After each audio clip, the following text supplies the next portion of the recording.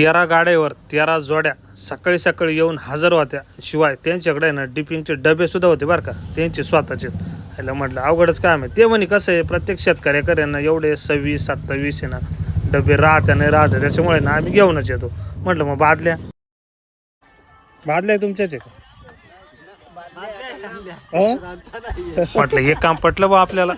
तर जे हरिमावली रामराम मंडळी, लहान ओलं म्हटलं घेतं फास्टमध्ये पाणी, कारण माणसं गेले खालच्या माळ्यामध्ये जाऊन बसले. औषध करताना ना पहिला आपण पाण्याचं पीएच कमी करून घ्यायचं. मग तुमच्या पाण्यानुसार आहे ना पीएचचं औषधाचं प्रमाण घेता येईल. आणि त्याच्यानंतर आपण आहे ना आपल्याला 60 ppm ना डिपिंग करायची होती.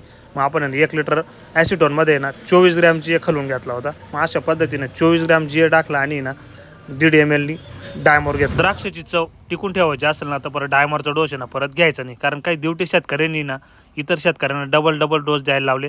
आणि आपण डायलेट सुद्धा आहे ना 1.5 ml घेतलं होतं. आणि काल रात्री आपण भिजत घातलं होतं हे एक औषध ऑर्गॅनिकचं मॅजिक ग्रो.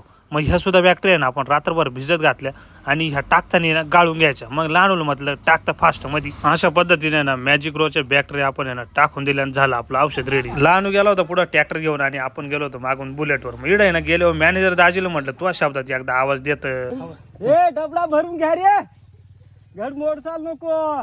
संध्याकाळी डोंगरगावचे उगले फॉलोवर आपल्याला भेटायला आले होते. त्यांनी आपल्याकडे खरेदी सुद्धा केली आणि तुम्ही सुद्धा जाता जाता फॉलो करून घ्या.